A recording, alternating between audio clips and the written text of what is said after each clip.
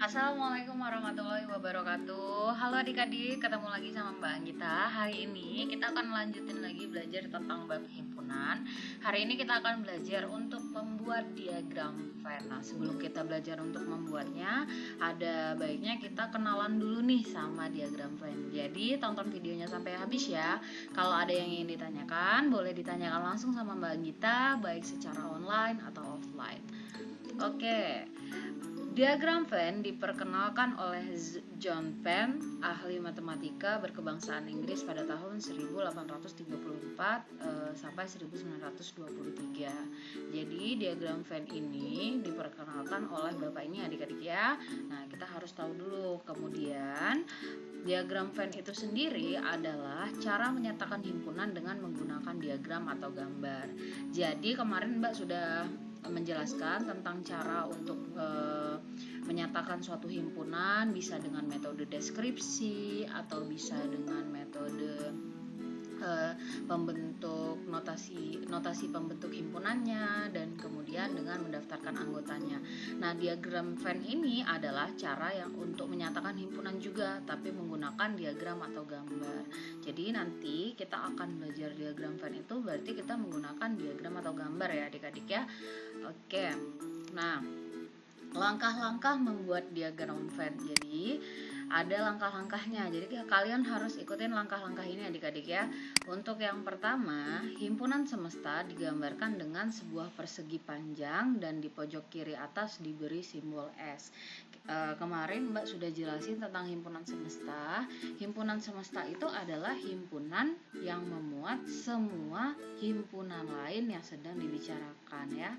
Jadi memuat seluruhnya. Ingat, pokoknya kalau ingat semesta ini, ingat aja kalau dia luas ya adik-adik ya. Nah, jadi cara menulisnya seperti ini. Buat persegi panjang, kemudian di pojok kiri atas diberi simbol S seperti ini ya. Nah, ini untuk langkah yang pertama. Kemudian langkah yang kedua itu adalah setiap anggota himpunan semesta ditunjukkan dengan sebuah noktah.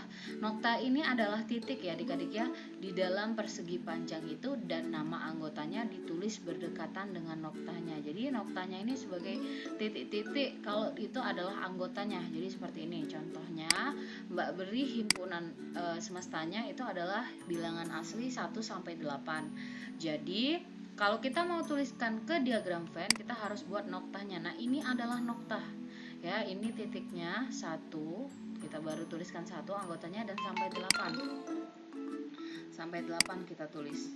Oke, 2, 3, 4, 5, 6, 7, 8. Oke, seperti ini ya. Nah, setelah kita tulis seperti ini, kita lanjutkan lagi nih. Yang ketiga, setiap himpunan yang termuat di dalam himpunan semesta ditunjukkan oleh kurva tertutup. Kurva tertutup ini adalah lingkaran bisa, atau bentuk oval juga bisa. Jadi tergantung kebutuhan aja ya adik-adik ya. Tapi bentuknya seperti lingkaran. Intinya kurva itu seperti lingkaran. Jadi misalnya Mbak beri himpunan A yang termasuk kepada himpunan S 2, 4, 6, 8. Kenapa Mbak bilang ini termasuk? Karena anggota A ada di himpunan semesta. Berarti A adalah bagian dari himpunan semesta ini. Oke, kita lihat ya. Tadi Mbak bilang kalau himpunan yang termuat ditunjukkan oleh kurva tertutup. Cara nulisnya gimana? Kita cari dulu 2, 4, 6, 8. Kalau udah terkumpul kayak gini, kita buat kurva tertutup seperti ini. Kemudian kita beri nama himpunannya. Apa deh nama himpunannya? A. Oke, jadi seperti ini. Ini adalah cara-cara untuk membuat diagram Venn. Nah, untuk penggambaran diagram Venn ini kita bergantung pada soal yang sedang kita kerjakan. Kalau misalnya dia ada banyak anggotanya, misal anggota himpunan semesta bilangan asli 1 sampai 1 juta, itu tidak perlu ditulis, nggak apa-apa noktah-noktahnya. Kemudian kalau misalnya himpunan A misal 1 sampai 500.000 misal, nah tidak ditulis juga tidak apa, jadi cukup dituliskan dengan gambar aja, gambar kosong. Nah kayak gitu ya. Oke, Mbak akan beri contoh yang lain biar lebih paham. Nah, ini contoh yang pertama. Jadi, buatlah diagram Venn dari himpunan-himpunan berikut. Pokoknya ingat 3 langkah tadi ya adik-adik ya. Yang pertama, himpunan semesta digambarkan dengan persegi. Kemudian anggota himpunannya dibuat titik-titik noktah seperti ini. Dan nama anggotanya ditulis berdekatan. Harus deketan ya, nggak boleh kalau noktahnya di sini terus nama himpunannya di sini, ini nggak boleh, jadi harus deketan. Kemudian anggota himpunannya atau himpunan yang termuat dalam himpunan semesta itu digambarkan dengan kurva tertutup. Oke, kita coba contoh. Nah, ini ada 2 himpunan lain ya.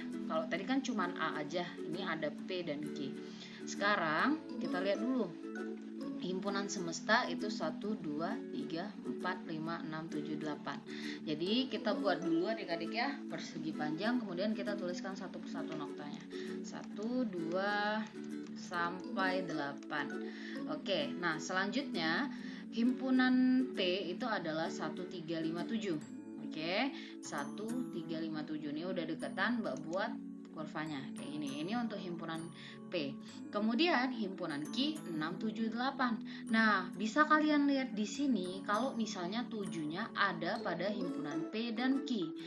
Sedangkan kalau di dalam himpunan penulisan itu tidak boleh 2 kali ya adik-adik ya. Jadi pada cara menyatakan himpunan dengan diagram Venn ini 7 tidak perlu kita tulis lagi di sini, tapi cukup kita iriskan saja. Jadi 7 termasuk himpunan Q, kemudian 7 juga termasuk himpunan P. Terus kita kasih nama. Ini adalah P dan ini adalah Q. Jadi dia 7 ini untuk Q dan 7 ini juga untuk P kayak gini. Oke, paham ya? Jadi himpunan P itu adalah 1, 3, 5, 7 dan Q itu adalah 6, 7, 8. Akan tetapi 7-nya dia berpotongan. Jadi sehingga di sini dia dibuat irisan kayak gini. Jadi saling berpotongan dia karena ada yang sama. Oke, kita coba contoh yang lain ya. Nah, misalnya di sini buatlah diagram Venn dari himpunan-himpunan berikut. Nah, himpunan semestanya sama kayak sebelumnya 1 sampai 8. Kemudian himpunan A bilangan asli genap kurang dari 10 dan bilangan genap antar 1 dan 5 untuk himpunan K. Kalau misalnya kalian ketemu soal kayak gini, biar lebih mudah ngerjainnya, kalian tuliskan dulu atau daftarkan dulu anggotanya. Oke. Yang A karena bilangan genap kurang dari 10, maka dia adalah 2, 4, 5, 6, 8. Kenapa 0 nggak masuk? Karena dia bilangan asli. Kemudian yang ini bilangan genap antar 1 dan 5. Nah, kalau bilangan genap antara 1 dan 5 itu berarti 2 dan 4. Kayak gitu deh ya. Oke. Sekarang kita lihat nih. Kita gambarin dulu sama kayak tadi himpunannya. 1, 2, 4 dan seterusnya sampai 8. Oke, sekarang kita lihat dulu. Antara himpunan A dan K ada yang sama nggak adik-adik ya? Ada ya, 2 dan 4. Seluruh himpunan K itu ada di A. Sehingga cara menulisnya seperti ini. Nah, yang pertama kita lingkarin dulu yang kecil, 2, 4. Kemudian, ini kan himpunan A ini lebih banyak nih, baru kita buat lingkaran untuk A. Jadi, himpunan K itu ada di dalam himpunan A. Oke, nah seperti ini. Kalau tadi cuma ada satu himpunan maka dia berpotongan. Kalau misalnya semua himpunannya mencakup ke dalamnya, maka dia berarti di dalam himpunannya gitu. Oke, kita coba contoh yang lain. Buatlah diagram Venn dari himpunan-himpunan berikut. Jadi ini udah Mbak daftarin semua anggotanya. 1, 2, 3, 4, 5, 6, 7, 8 untuk himpunan semesta. Kemudian ada himpunan E, itu adalah 1, 3, 5 dan himpunan F itu 6, 8 gitu ya. Nah, di sini kalian lihat dulu, ada nggak anggotanya yang sama? Nggak ada ya, berarti dia tidak berpotongan dan tidak ada yang di dalam himpunan lain. Jadi kita pertama pokoknya intinya buat persegi panjang dulu, setelah itu baru kita buat S. Nah, setelah itu kita tulisin aja nih anggota himpunan semestanya. Jadi 1, 2, 4, 3 dan sampai 8 deh pokoknya. Oke, selanjutnya ini kan nggak ada yang sama nih, berarti tidak berpotongan dan tidak ada yang saling bertumpuk seperti tadi. Jadi yang pertama kita buat dulu untuk himpunan E-nya itu 1, 3, 5. Ini adalah himpunan E dan kemudian yang 6, 8 itu adalah himpunan F. Kayak gitu. Jadi dia nggak berpotongan. Kenapa nggak berpotongan? Karena tidak ada yang sama, jadi saling berbeda antar himpunan E dan himpunan F kayak gitu. Oke, contoh yang lain deh. Buatlah diagram Venn dari himpunan-himpunan berikut. Yang pertama, himpunan semestanya itu adalah 1, 2, 3, 4, 5, 6, 7, 8. Kemudian yang himpunan R itu adalah X, di mana X kecil dari 7, X anggota bilangan genap. Kemudian himpunan T itu adalah 2, 4, 6. Nah sekarang karena ini belum dituliskan anggotanya, kita tuliskan dulu adik-adik ya, yaitu 2, 4, 6, karena yang kecil dari 7 bilangan genapnya itu adalah 2, 4, 6. Kemudian yang himpunan T ini ya, itu berarti 2, 4, 6 juga. Pertama kita buat persegi panjang, kemudian kita tulis huruf S di sini sebagai lambang dari himpunan semesta. Kita tuliskan noktah-noktah dan nama anggotanya kayak gini. Oke, sampai 6 ya adik-adik ya. Nah sekarang kalian lihat nih, kalau seluruh himpunannya itu anggotanya sama, berarti dia cukup satu kurva seperti ini. Terus namanya gimana? Karena dia dua-duanya sama, maka ini termasuk himpunan R dan himpunan K. Jadi sebenarnya ini kurvanya ada dua, tapi karena mereka sangat berhimpit, jadi kelihatan cuma satu kayak gitu.